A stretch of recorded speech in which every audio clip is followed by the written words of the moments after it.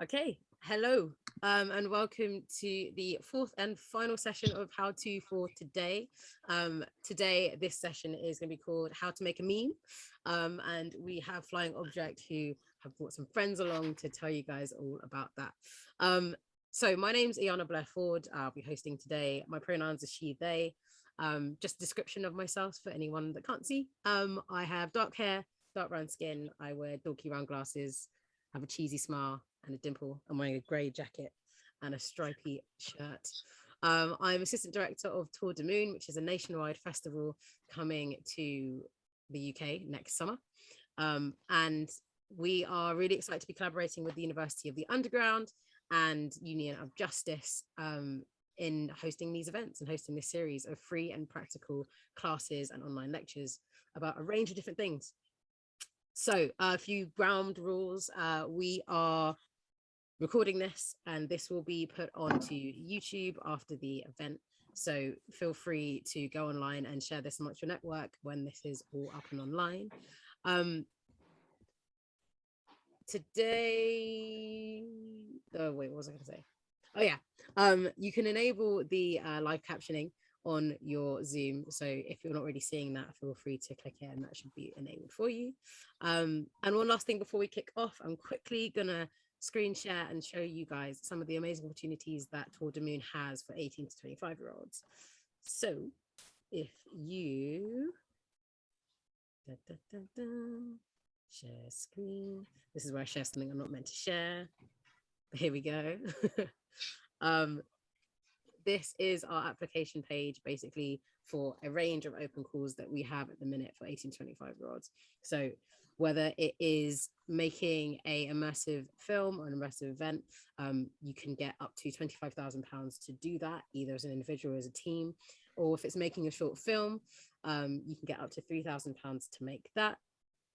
You can be the voice of the moon and get £100 to be involved in the development of that, or create digital work for the festival and for the website and for Instagram and Twitch and Reddit and all these fun things, which Tom can tell you a lot more about. We also have the opportunity for people to perform. So whether that is acting and performing or writing a short play or DJing in our immersive experiences, in Moon experiences, that is available to you. And there is 14, so there are so many different opportunities and so many different ways to possibly get funded or get a bursary to have your work included in the festival that's taking place next year in Leicester, Southampton and Newcastle over the summer. So I'll send a link to that in the chat as we go on, but I guess that's it from me and I'm going to pass on to Tom Percy. Cool, thanks Iona. Hi everybody, my name's Tom, my pronouns are he, him, and my description is I'm a white man with dark brown hair, and I also have dorky round glasses and I'm wearing a blue jumper. So I am one of the founders and creative directors of Flying Object, and we're the sort of digital partner for Tour de Moon. And I'm really excited to be here today with two brilliant speakers, Iona and Jex, who are going to be chatting about later. Just a quick kind of bit of background about where we're coming from in terms of digital from this kind of physical festival is what we're looking to do is kind of take some of Tour de Moon's core pillars, particularly the ones which are around empowering new beginnings and supporting radical imagination, and kind of looking at what that means in the context of contemporary internet culture, which is actually why we're here today talking about memes. So I think the internet for us is a place of kind of intense creativity and imagination and exploration. And a lot of the sort of best demonstrations of that right now are in meme culture, where original work is created, recreated, built on, or even kind of old work, things that have been around for a very long time, are imbued with a new meaning, brought to new audiences, changed and transferred, and often kind of maybe even switched 180 degrees in terms of what they originally meant. So kind of a constantly evolving cycle, which is wonderfully in flux. But that said, this all happens in a context of a kind of area in which like a small number of large companies have actually a huge amount of power. And where despite this kind of lack of creative boundaries you might think about when you think about kind of web platforms, you can actually get this kind of deadening uniformity can sort of quickly spring up. I think you'll see this often kind of in influencer culture, for example. So I think for us, this is both one of the most exciting spaces in the world for creative work at the moment, but also it's one that's kind of ripe for critique and comment. And I think this is one of the things that we really want to get into.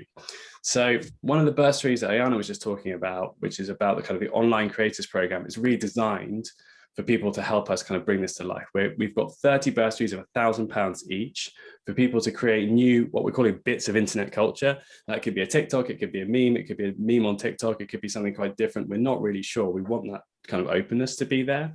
And if you're aged between 18 and 25, please do go to tourdemoon.com, click apply, which is kind of dotted all around the website because we're very keen on people applying. And then you'll essentially walk your way through to Moon Hotline, which is what we're calling the digital component. And you'll be able to see the brief and fill in the form for that.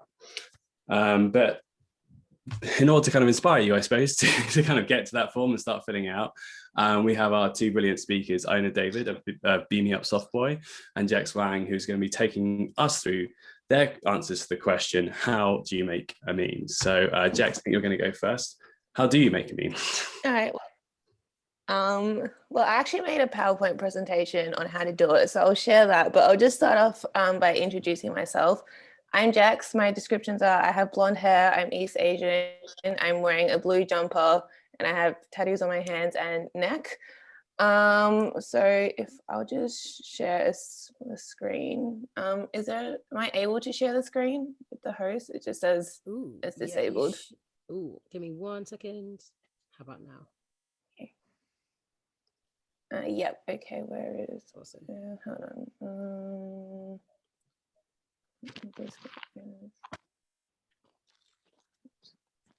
Okay.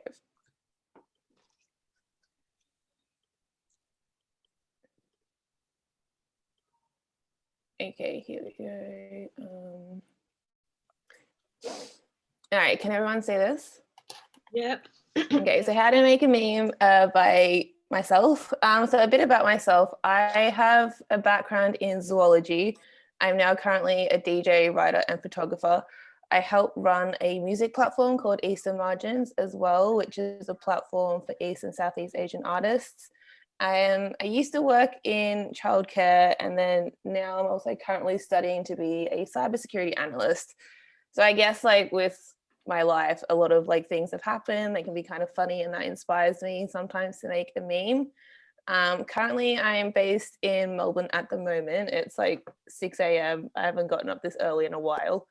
And yeah, so sometimes I make memes, and then I also help run a music meme Facebook group called Ron Morelli's Rejected Demos, which I'm not sure if anyone's in that group here, but sometimes people do recognize me from that group.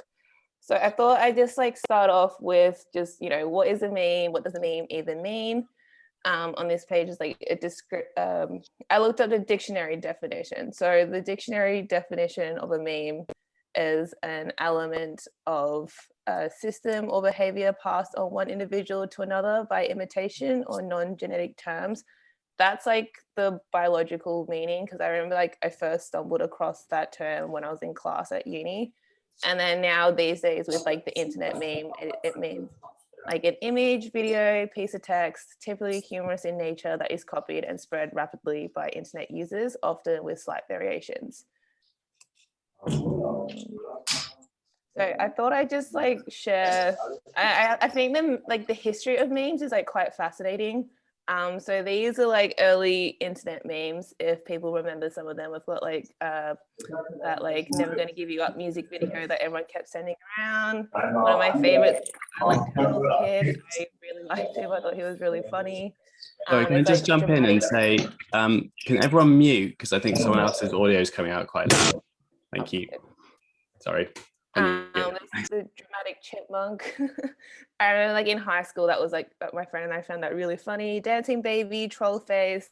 I can't remember what this baby's name was called, but it was like, I think it was like Success Baby or something like that.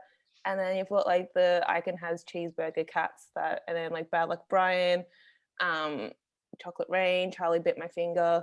So yeah, I was just looking at the early memes and then thinking about how they've like evolved to what they are now. And then current memes, it's just I think this one, we've got like the current like trending bus meme. There's like the Gossip Girl meme, the Are You Winning Son meme, the orb meme, which I've seen pop up on the internet now, which I don't actually understand the joke behind it, but it seems to be quite popular. And then like party meme and the Spider-Man meme, and then like memes that just like the when you see lemon meme, I think that one is quite funny because it's just like a very simple joke and it's very obvious, but I always think it's like quite hilarious. So I thought maybe if I then just show the memes that I've personally made myself, it might give everyone a bit of an idea of like, I guess what I do on the internet. So recently I did actually make this tweet that is the caption there is a bit small. It says pronouns are confusing, bro, WTF is all of this. And it's an Alan and Heath mixer. I like to call them Alan and Grief mixes because as a DJ, they're just like some of the worst, like most confusing mixes I've had to deal with. And then the other memes that I tend to make are just kind of like political memes almost. So there's this one, which is about how like Asia and Western capitalism, and how like the caption there says exploiting China and Bangladesh with sweatshops that not only abuse people and cause complete destruction of the land. And then the next one is like, how could Asia pollute our earth like this? This clown meme, which was like I made a bit before Halloween, because I know usually with Halloween people like to appropriate cultures and stuff like that. And the caption there says, it's Halloween, everyone dresses up as something they're not. I know it's not my culture, but why can't I completely ignore my position of privilege for this costume party? I don't think anyone from my culture, from the culture I'm appropriating will even be at the party. And then at the end it says like, I'm just appreciating. And then there's this one here, which is about middle-class white climate change activists. I think this was one of the first memes that I did make and post on my Instagram, and it got shared around quite a bit. And the captions says supporting Indigenous rights, protesting capitalism, tackling white supremacy and racism, thinking about intersectionality when it comes to discussions on sustainability. And that's like Drake saying no. And then the yes is just being vegan, using a metal straw, holding up a quirky poster at a protest. This one down here, I'm a big fan of Ben UFO. So there's like the caption there says like, this is the ideal male body. You may not like it, but this is what peak performance looks like. I was really proud of this meme because Ben UFO actually shared it on his own Instagram account to like, I guess, promote that deck mantle set that he did if people are into like Boiler Room and stuff like that. This one I made having to eat shit and sleep, and it's like me born without consent because I constantly have like an existential crisis about my existence. And then this one here in the corner, so the caption there, it says, Western media spewing their racist bullshit, demonizing Chinese people and spreading yellow peril. And then this caption that, the caption up here says, Chinese people trying to enjoy Lunar New Year despite being separated from their families because of being quarantined. So that one I actually made at the beginning of the pandemic. And from this meme, I learned that like, you don't really have, like when you put things on the internet, you don't really have control over it, because I ended up on BBC World News because of this meme, which I'll just show in the next slide. So yeah, I thought just like before I touch on how to make memes, maybe it's just like a cautionary tale of like what can happen. So yeah, that Boris Johnson with the Chinese lion dog meme, I made that, it got shared a lot, and then next thing I know I had journalists like reach out to me on Twitter and Instagram asking if I could go on BBC World News to talk about racism. I agreed to do it because I just wanted to see what the BBC studio looks like. However, I don't know, I think I just found it a bit strange how like an internet meme somehow got shared around so much that then like media thought, I guess I was like some sort of expert that they should bring on TV. So there's a few screenshots of me on TV talking about it, and then one of my friends then also made me and said when my haters try to silence me, because once I made that meme, the coronavirus racism one, I did get a lot of messages of racism and stuff like that, which I was like a bit shocked by, because like it just made a meme, like does it really, I didn't expect that type of reaction. So yeah, this meme, it's like when my haters try to silence me with racial abuse, but I ended up on World News. So that was quite a strange experience on my end. I think after that I also, after that I kind of stopped making that many memes because I just didn't realize like the reaction that it was going to get. So I have taken a bit of a break. But yeah, so I guess this is my like little introduction to memes and the history and like I guess my experience with them. I will go on to talk about like what makes up a meme, because I think for this lecture I had a really long think about what actually is a meme. And then I've like asked, you know, a few questions like is a tweet a meme, like a screenshot of a tweet? Can any photo be a meme? Screenshots of YouTube videos, a TikTok's now memes as well. You know, can a photo of my grandpa be a meme with the right caption? Do memes even need to be funny, or do they just need to be trending? Like you know, they just need to convey a message that a lot of people like relate to, right? And then I think like as well, like someone out there, they could just be, you know, living their life photo and then just add some captions to it and then it gets spread across the internet. You see that happen a lot with like celebrities. I think a lot of celebrities, you know, they just like pictures of them smoking a cigarette, or like there was that Jonah Hill meme where he's dropping that coffee and then that's just like them living their everyday life and it got memed. And then so I was even thinking about as well if like the meme even like, you know, does it need to be popular? Because if you only have like a small circle of people that like it, you know, that's still a meme, right? It still gets like I think it still does what it's supposed to do.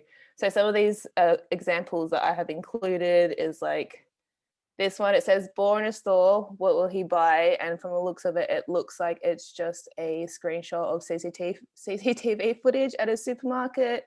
There's the I'll sing for you meme, which looks like I mean I'm not 100% sure if that was like a real poster on the street that someone took a picture of, so I can't like, you know, verify if it's like Photoshop or not. But this one is just like an advertisement, someone saying I'll sing for you, and it's like quite funny. And that got memed. There's like this one up here that says we are all God's abandoned Neopets, which looks more like I guess someone made it from scratch, or maybe they put like different elements together. This one on the side, it says whoops, wait, how do I go back? And then this one there, it says like, you know, imagine dating me, it won't happen, but just imagine. And this one looks more just like someone's put some text in the Instagram story function. This one below, it seems like someone might have just taken a photo at like a garden shop, and the caption there says, I'm not dead, this is just how I look, which I feel like might be quite relatable. This stop doing math meme, which is really just like a list of dot points and then some examples of complicated maths that I don't particularly understand myself. And then at the bottom here, it looks like it's maybe like a picture book drawing of some bears, and then someone's just changed the caption that says after hibernation, bears reacclimate to the wild through a healthy diet and knife fights. So I think, yeah, with these kind of pictures, it just makes me think about like what makes up a meme and like what doesn't. There's quite a large variety of them. So this brings me to the point of like meme templates, and like how a lot of memes on the internet are just like various different templates that get like shared around, or it's the same joke that's been put through different types of like visual formats. I think this one here to the side, this is one of my favorite memes because it says, I don't know if everyone remembers these two figures. I feel like they were quite popular back on MySpace in like the early, like maybe early 2000s. But you can see here, this is like a combination of something that was like, I guess, an older internet meme with then a new element to it. So now it becomes, I made you a cookie, but then I freaked it, which I think is like quite funny. The one above here is like Robert De Niro, and it's like, you know, you'll laugh. It's like combined that joke with Missy Elliott. So it's like two jokes put into one there, and it's like the music video. It says like you're laughing, music made it lose control and you're laughing. Below here is like the Adam Driver screenshot of him in Marriage Story, and someone's added the lyrics to MGMT by I think it's this song's called Electric Feel. Here to the side is the expanding brain galaxy meme, and people have put different text into it. So it's like 2 a.m. WYD text, 8 p.m. want to grab a drink text, 4 p.m. want to get dinner tonight text, 9 a.m. I hate my job, I want to die, how are you text, and then 6 a.m. want to come over and shower, no sex, just shower together text. So that one, like that galaxy brain template, you see that a lot with many different types of like captions put into it. This one here with the dinosaurs and the chicken, like this one I thought was like quite hilarious. It says, and yet a trace of true self, arrow to a chicken, the chicken then to raw chicken exists in the false self, which then the chicken becomes dinosaur nuggets. The dominoes meme template here, which starts with like monkey eats fermented fruit 5 million years ago, and then it leads to 9 hours of Microsoft Excel every day until you die. And at the bottom, I put these two there because I've like, if you've seen recently on the internet, there's cringe is like quite popular now. It's come up quite a lot where people talk about how they're cringe, but they're free. So these two here, that one says I am cringe, but I am free. And this one says, once I accepted that I am cringe, I was free to become my true self. So I think I put this example here because it's like the same joke, but you've got two different types of memes for it. So I think with all these templates, I always like ask myself, you know, what even is original content anymore? Because a lot of these, I would say they are original in the sense that like the final joke or the final image is something new, but they are made up together of like pre-existing ideas. Like a lot of these ones here, it's all used, like all the images seems like they've been used. You can probably find them on like Google Images or something like that. So none of these pictures were like illustrated, I think. It was like different elements put together. But yeah, I'm always thinking like how original is like the meme, or like how much originality can you have? How much credit can you claim over it? I don't particularly have the answer to that, because I think these days with the internet, it can be a bit difficult to decide like what is original and what isn't. Most of the time when I do make a meme, someone will try and like, and when it gets put up on meme pages and stuff like that, I do notice that people will tag me and be like, oh, make sure you credit Jax, like credit Jax. And in my head, I'm like, oh, I don't know, because I just put like 2 ideas I already found on the internet. So I don't really mind if I'm not credited. So I do think about this a lot. So it's always something to think about when you do make memes. So let's go into how to make your own meme. Personally, I think it's like I have made all my memes using like the Instagram story function. And then if you think about like how wide there's like the scope of meme making is, because a meme can almost be anything, you can literally like make it with anything. That's my logic. This one here, like, you know, you can ask yourself, is this a meme? This one I made with the Stewie Griffin filter on Instagram, using the same joke of I'm cringe, but then changing the caption saying, but I'm trapped in a prison of my own ego. So it's like different to the free concept that was like, you know, it's going around quite a bit. So it's just kind of like, yeah, I mean, I can't like, you know, I'm not sure if this is like funny or not for other people or relatable, but I'm just, I guess, like showing an example of just like, if you it's like this simple in a way to make a meme. You just have your idea, you can combine other jokes together. And there's a lot of different tools and stuff out there to like be able to help you be able to just like put things together. And then the next slide. So I thought I just like maybe shout out some of my favorite meme pages on Instagram at the moment that I really like.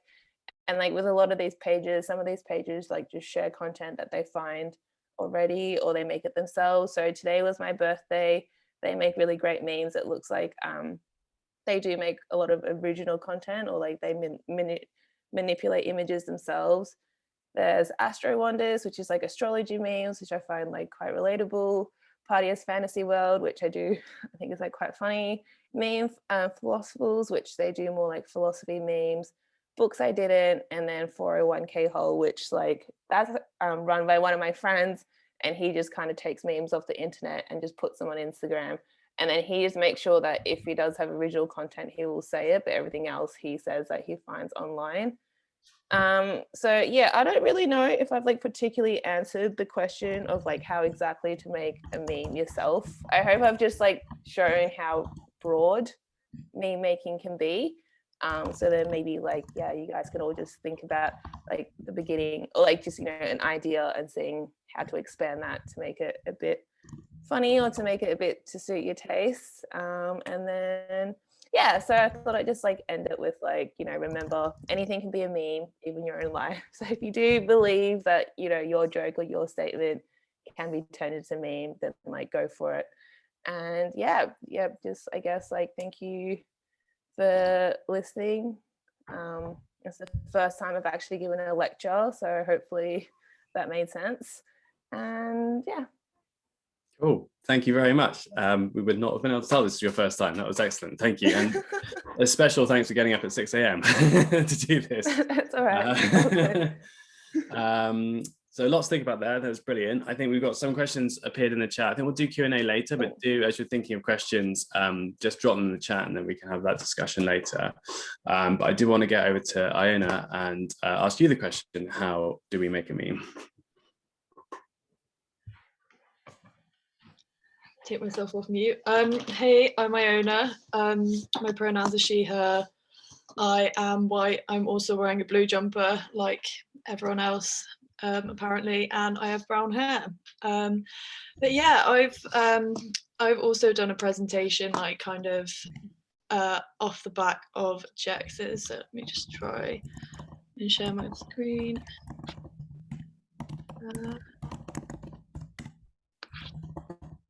Can you see that?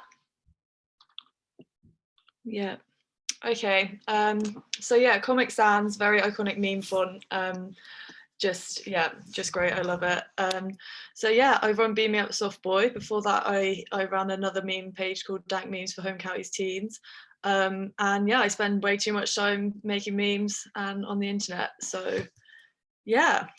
So off the back of what Jack said about your life as a meme, I really related to that because I don't know, everything is a meme now. We live inside a giant meme, which is terrifying, but it is reality. So yeah, your personal life can be a meme, other people's personal lives can be a meme.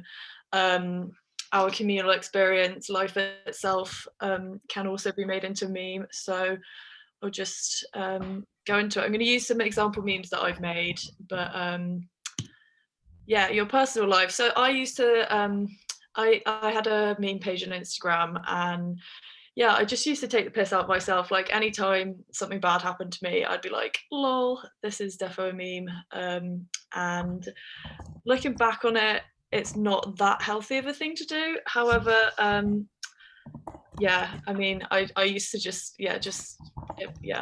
it wasn't great. Now looking back on it, it's just me having a very public breakdown about like bad life choices. But anyway, these are like some of the OG ones. I used to love Charlie and Lola. I used to make all of my memes out of Charlie and Lola. I'll just read it. When you are hit with the haunting realization that just simply being vegan doesn't automatically erase your many other glaring moral impurities, and you still have to make a conscious daily effort to be a good person on this earth just like everyone else. And then that's a picture of Lola sat there with her, she's normally drinking pink milk, but it's Alpro chocolate, which is banging, as anyone who's had it will know. And then this is another screenshot that's done the rounds on the internet. It's Danny DeVito in It's Always Sunny. Going, the meds are kicking in. And again, I'm trying to figure out how I can move the thing because I can't read that. Can everyone read that? I can't read it because the picture of the thingy is, oh, there we go. Okay, sorry. When the 2-litre bottle of Pepsi Max you just drank mixed with the 4 coffees you had earlier, giving you a synthetic screeching full sense of energy that lasts for 25 minutes, then turns into a splitting headache in the aforementioned Pepsi curdles with a tube of Pringles you had for lunch, making you feel actually physically nauseous. Not sure how I lived like that, but I did for a long time. So yeah, I would just like roll with any thought that I had in my head about my own life and yeah, just make it into a meme. Don't know how to. Other people's personal lives. This is also very fun. You can just make baseless, sweeping generalizations about other people. I was living in Fallowfield at the time, which is a suburb of Manchester with a lot of students. So I saw this kind of guy everywhere.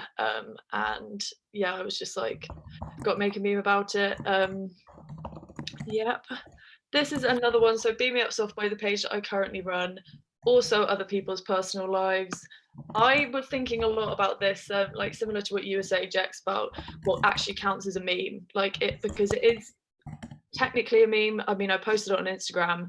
It is a screenshot, but can a screenshot be a meme? I don't think so. But then also people take my posts as text and they turn them into their own memes. So I guess technically it is. I've made a little meme about making screenshots into memes here. Like, as I said, my brain is just one giant meme. And also a bit of a Lord of the Rings nerd. So it says, after all, why not? Why shouldn't a personal aspect of someone's relationship conversation be screenshotted and turned into a meme? I don't know about the ethics of this. I try not to think about it. As you like oh, I forgot to read the one actually. I'll read out the one before. This is a screenshot that someone has sent into my page, Beat Me Up Soft Boy, and it says it's a text that someone has sent. So on the left side of the screen, it's a text that someone has sent the person who screenshotted it saying, I know I have you blocked on everything, but COVID has made me realize you cannot do better than me. And I'm sick of comparing every girl to you, especially during sex. Think about it. And that was sent at 4 a.m. So, you know, yeah, the fact that was screenshotted, I don't feel too bad for that person. But I don't know if I would count it as a meme, something to think about, I don't know. And then the third thing that I spoke about, just like memes that relate to our communal experience. So this like kind of encompasses like social issues, political memes. Like I actually screenshotted one that Jex had made because I really like this meme format, the one of Eric Andre. And yeah, it's the one about Asia and Western capitalism exploiting China and Bangladesh with sweatshops that not only abuse people but cause complete destruction of the land. And then he's going, how could Asia pollute our earth like this? And I think this is really interesting because we are also engaged in a constant stream of like news and stuff that's going on, and it can be draining. Like you read through all of these you know, you can read articles, you can read like papers, you can consume stuff in that way, but sometimes like you're shot with so much information all the time that sometimes all you can do is just like open up Instagram and like look at like a square piece of information, and a lot of us, I'm sure, have very small attention spans. Mine has been like ground down by my whole life being spent on the computer. So yeah, soothing tonic for people who want to learn about the world around them but have been cursed with the attention span of a gnat ghost. You can, I don't know, I just think it's a really interesting way that memes are being used to engage people that might not otherwise have been engaged in these issues. So I can't actually see all of the screen, but how to make a meme, I tried to break it down. I think so it says step 1, grab a thought at random from the hundreds that are flying around your head at any given time. I think it's interesting, like what you would call a meme, because like it's kind of just like a visual, it's like a digital representation of like stuff layered on top of each other, which is already going on in your head anyway. So you can literally just like pick out something that's happening in your head and be like, oh, might as well put it onto a meme format. Step 2, this is not really a step. I don't know why I've put it down in steps like this, but the more irrelevant the thought seems, the better the meme will be. This is just, I don't know, when I was making this PowerPoint, I was eating tuna directly from the tin, and I just thought that is a nice irrelevant thought. Probably shouldn't, normally you should probably just like move on from these thoughts, but I was like, no, I'm gonna focus on that and make a meme. Think of a format. So Jex did a really good slide on this, all of the different formats. There are so many different formats, like the list goes on. I said in the chat I really like the Drake one, but yeah, the longer you spend on social media, the bigger your internal library of formats will be. Like you can just, yeah, you can layer anything on top of anything. Any type of meme can be matched with any thought, and then yeah, any editable digital surface, like Instagram stories are definitely the easiest way to do it. I don't know, when I was making these, I don't think the Instagram story was as versatile as it is now, or maybe I just wanted to make things difficult for myself, but I used to make all of them on PowerPoint. So yeah, this is the one that I chose for that meme. This was one of my favorites. The guy looking back at the girl and the other girl who he's with looking at him like, what? So yeah, we've made a meme. It's like the guy is me, and then the girl is who's looking at him is eating tuna from a bowl or plate, maybe with some kind of carbohydrate, e.g. pasta. And then the girl that he's looking at is open the tuna tin, squirt the sriracha into the tin and eat it, which is what I was doing. Definitely time well spent. This is not as long as I thought it would be, but yeah, thanks for listening. Cool, thank you very much. I'm glad Comic Sans has had such a kind of brilliant afterlife. Whoever invented it in Microsoft in like the 80s is... Well, that's the thing, like the Comic Sans font is that a meme now because it's used like so often to make jokes and stuff like that. I feel like the font itself has become a meme. Same with like that one, what's it called, like Papyrus? I think that one is a meme as well. But I just wanted to touch on like Iona talking about how like the political ideas, and I've made that into a meme. I actually got inspired to do that because I used to write as a writer. I used to kind of write essays and like long political captions about what's going on in the world, and I realized like no one was reading them. I actually couldn't be bothered writing them myself sometimes. So I was like, okay, why not meme this? And because I do spend a lot of time on the internet, way too much time on the internet, I have a database of meme templates in my head. So then I would just be like, okay, I have this idea, what template works? And then I'll try and like Google the template and put the captions in and find it. So I think like the Drake one that I did was like the yes and no. That's a good one to use if you have like two conflicting ideas and one of them's like better than the other in your opinion. So yeah, I just wanted to like mention that as well, because yeah, we do live in a time where a square on Instagram, it's easier to, I guess, digest than reading like a 500-word think piece on whether or not, you know, capitalism is bad for the environment in Asia or something like that. So yeah.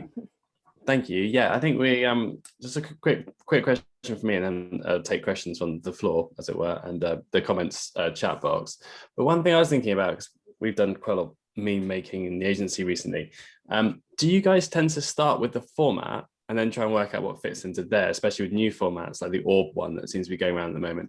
Or is it, you know what you want to say and it's just a case of finding the format or existing template, or maybe creating one which best encapsulates that?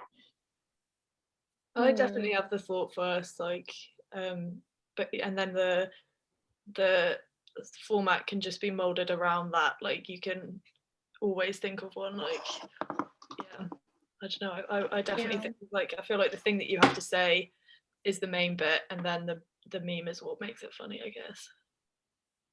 I think most of my memes I come up with the idea first and then I find the format, or like I test it out with a few different formats. Sometimes I also do a thing where like I don't know, I'm a bit competitive. So when I see like a new format pop up on social media and stuff like that, I'm just like, oh, how could I make a meme that's like funnier than this with the same format? But I've like, I used to spend a lot of time like doing that and trying to like get the format and just purposely making a meme out of it just to see if it will like get, I guess, like popular and stuff like that. But I have been taking a break from that for like the last year or so. Cool. All right. I'll take a couple of questions from the chat box. So the first one, a couple of questions actually from the same person from Kyra. How do you think memes are impacting the spread of fake news, Jex? Well, that's the thing. Like, I feel like memes are definitely like spreading fake news around a lot. Like even like my personal example of where I made a meme about racism, and then they got me on the news as like this expert almost on racism. And in my head, I'm thinking like, I'm not an expert on racism. I've just experienced it. And they kind of like the news actually like kind of pedestal me, being like, oh, Jax Wang, she's a DJ, she knows all this about racism. And then I'm just like on TV like, racism is bad. You know, so I think definitely memes do spread spread fake news. If anything, I think memes spread fake news a lot. Like as someone that does make a lot of content on the internet, I do read things online and sometimes just trust them, and I'm like, oh yeah, that like how could that be wrong? Why would someone lie on the internet? People do lie on the internet a lot. So yeah, I think they're probably like making like fake news spread even faster and make the situation worse, in my opinion. Cool. And Iona, how do you think NFTs and digital currency will affect meme ownership? I'm not really up to speed with NFTs and digital currency like at all. However, I mean, I feel like there's no way you can own a meme. But I don't know, like saying that I'm speaking like completely unqualified on NFTs. I don't know how they work, but I don't know. Meme ownership is very interesting. Like mine always used to get like spread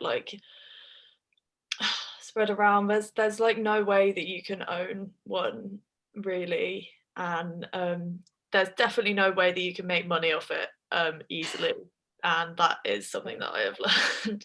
It is like not a very like, I don't know if NFTs, yeah, I'm gonna stop talking. I guess one of the interesting things that happened recently is I think it's Disaster Girl, which is I think it was in Jex's presentation. It's basically it's a house burning and there's a girl turning around and of course smirking at the camera, sold for $500,000 as an NFT, I think by the girl, who now is, because that's like one of the original Reddit memes from like the noughties. She's in her 20s now. So it's kind of interesting. I mean, I've got no idea. What does it mean? Does it mean it's owned, or does it mean it's effectively kind of still public property because it's been on the internet for such a long time? I don't think anyone really knows. It's a really interesting thing to see if you can actually try and apply that concept of ownership to something which is kind of inherently part of the collective, as it were. Okay, question from Lindsay. Maybe like... Sorry, go. Oh, I was gonna say on the NFT point, maybe like from like that, it's just, I think some people like to own the original image and then everyone else has like the screenshot version, I guess. And I think that's like, I feel like that it's kind of just like, you know, getting like designer handbags or something. Like people will spend a lot of money on the original, but then other people are happily like having the bootleg and stuff like that. So I think maybe, I guess when it comes to like NFTs, like that's what's happening now. But I don't really know too much about NFTs either. But yeah. Cool. All right. So Lindsay asks, I was wondering what your process was, if indeed you do have a process for this, for writing alt text for memes, and any recommendations for formatting alt text for memes that serves the meme function. Either of you want to pick this one up?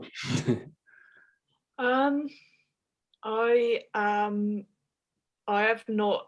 I really should, but like I'm not writing alt text for the screenshots that I'm posting at the moment. I need, that's something that I need to work on. If that's the alt text, the stuff that comes up on the screen readers, right? Yeah, I'm not doing that at the moment, so I can't speak about that. But I know that I should for sure. Yeah, me neither with the alt text ones. Yeah, I think the best. I know, because usually I just make it and then I just post it online. I don't think about what happens or anything, or like who's even reading it. I mean, I think a lot of times when I do make a meme, I don't really intend on people to like for it to even be read by other people. I'm just like, oh, I'll just post it on my personal Instagram and see what happens. But yeah, no, I definitely need to do a bit more of that in that case.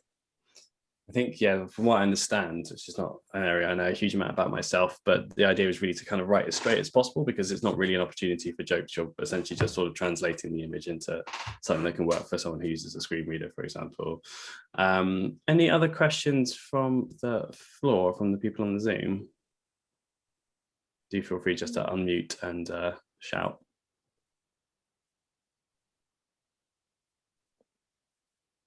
All right, if everyone wants to have a bit of a think, I've got a couple of my own, which I'm just going to keep going with. So both of you kind of talked a bit about kind of how sort of personal it is and how kind of, often sort of life is a meme. And often, you're just saying like, you can just put it out there. It's really for you. It doesn't really matter. Obviously, sometimes it does break through and you get the big numbers, sometimes very big numbers, both of you. How does that feel? Like, to what extent is that sort of success? Is that what you're going for? And to what extent is that actually quite a sort of a worrying position, because something you've made is now kind of out there and you almost kind of lost control of it? I think that like you've lost control of it as soon as you post it on the internet. Like, it's something that can just be screenshotted like of a very high quality and like reposted.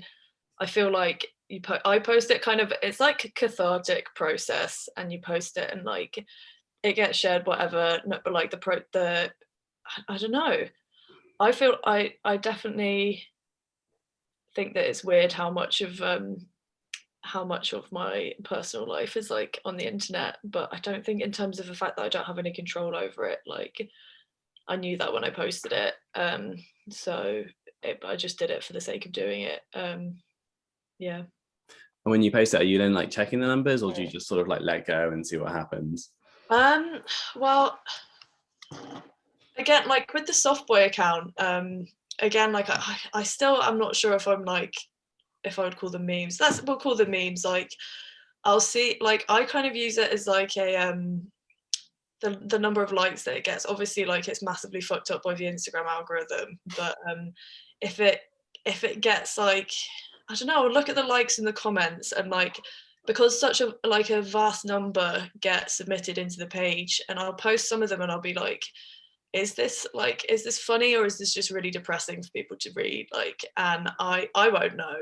Like, I don't know everything, but I'll know from looking at the comments and the likes and stuff. Like, you can kind of gauge, I don't know, you kind of gauge whether it's like whether it should be on the page or not. And like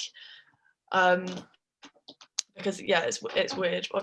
It's weird, like with the morals of what I'm posting and stuff. It's like I look at the likes from a perspective of like, I don't know, sometimes I don't even know what's funny, but yeah, I just put it out there. I've lost my train of thought, but yeah. All good. What about you, Jax? How do you feel once do you let it go, or you keep in touch with them? At the beginning, I used to look at the likes and I used to be like, oh, like, look how many people relate with me. And I used to find it kind of nice because I'd be like, oh, okay, a lot of people like, you know, agree with, especially with the political ones that I would kind of make. I was like, oh, a lot of people agree with me. They think this perspective as well. That's cool. Since the one where I ended up on the news, after that, I was kind of just like, okay, no more of this, because it's just like, you do get a lot of likes and then you also get a lot of like comments. Sometimes you get a lot of negative comments. I got a lot of negative messages from that meme that I made. So after that, if I make something, I put it out there, and it's like I said, I'm like, don't even credit me, just let it go. Like, I'm not too fussed about it. The one that I made recently with that mixer on Twitter, I got so many replies from just a lot of people. I got a lot of replies from the people that I made that exact meme about, arguing with me about how the mixer isn't confusing, but I was kind of like, that's not what the actual like context is. It's more about like pronouns and stuff like that. So generally now I just kind of ignore it. If I make something, I put it online. If it gets liked, it gets liked. I try not to care about it too much. Yeah. So yeah.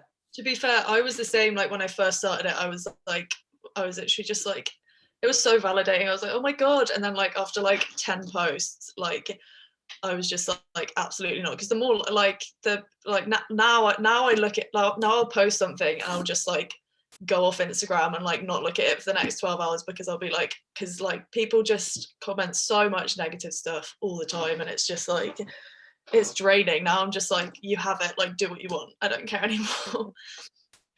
But yeah. Iona, you mentioned the algorithm, the Instagram algorithm, and obviously sort of some platforms are more kind of algorithmically controlled than others. Like Twitter is relatively light, whereas TikTok is full algorithm. Do you guys ever feel like you should play to the algorithm, or do you have any kind of sense of what it actually likes, or is it just pure guesswork and some things bubble up and some things don't? For me, it's like, I don't know. Like the ones that I personally find the most funny are the ones that get the least likes, because I don't know, they're more like niche and weird. But like for the Beam Me Up Softboy page, it's a weird one, because it's like, I feel like I've sometimes thought that it would be more suited to being like a page on Reddit, where like it can get upvoted, like different people post it and it can get upvoted or whatever. I kind of treat the Instagram algorithm as like, if it makes it, like if it gets loads of likes and stuff, that means that a lot of people are relating to it.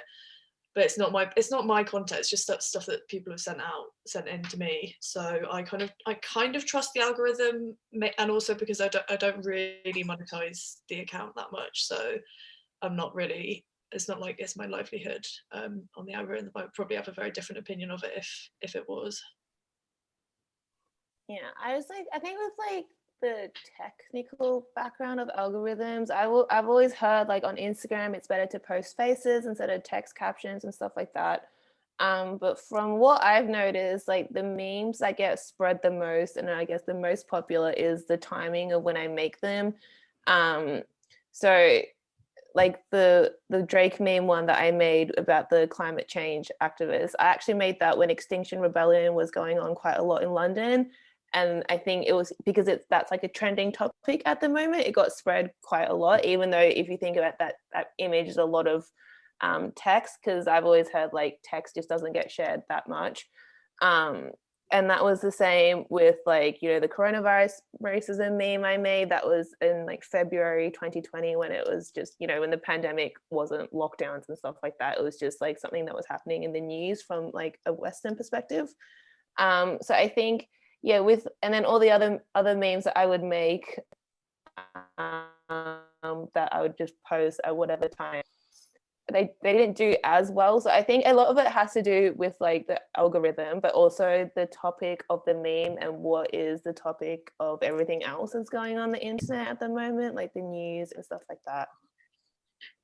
I also think that like with memes specifically, just thinking back on it, like there could be one that's like as relatable as another, and like, but the one with more like text and like complex stuff on the page is going to do worse than one that's like, all of the ones that I can think of that did like really well, like very simple, like that bicep one I did went round loads, and that's just because it had like very clear, like it takes like 2 seconds to digest it, and people's attention spans are really short. So the more, if you want to do well, I guess make it more simple, not with like massive paragraphs of text, even though those are my favorite ones to make. But yeah.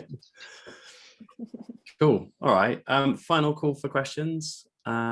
Anyone?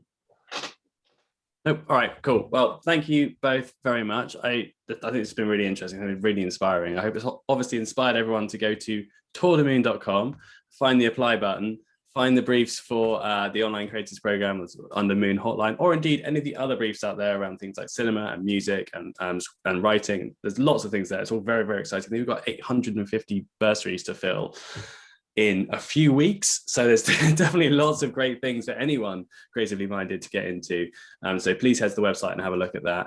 But in the meantime, thank you very much to Jex and Iona for your time and your brilliant Comic Sans inspired PowerPoint skills. And I think Iona, I'll hand back to you to say goodbye. Yeah, I mean, that's it. I think you've done it all 100%. Definitely check out tourdemoon.com for anything that we have going on. There's a lot of opportunities there, just as Tom said. And thank you all for coming. It's been great to see you. Tomorrow we have a whole host of other sessions, so if you're free, please do sign in and have a little look at what we have going on there too. So thank you everyone so much. And yeah, see you later. Have a great evening. Guys. Thanks everyone. Bye. Thank you.